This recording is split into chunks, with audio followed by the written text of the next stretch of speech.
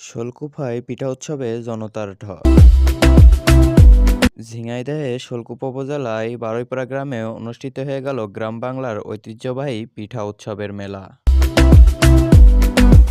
পিঠা উৎসবকে ঘিরে উৎসবিত রূপ নেয় মধুপুর গ্রাম, বারুইপাড়া ও পার্শ্ববর্তী হাবিবপুর গ্রাম।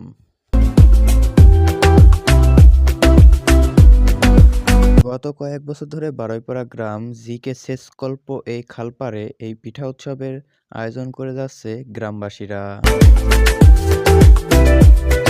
শীতের এই মৌসুমে নতুন প্রজন্মের কাছে গ্রাম বাংলার হারিয়ে যাওয়া ঐতিহ্যবাহী পিঠা উৎসবকে তুলে ধরার জন্যই আয়োজন করেছে জানিয়েছেন আয়োজককারীরা।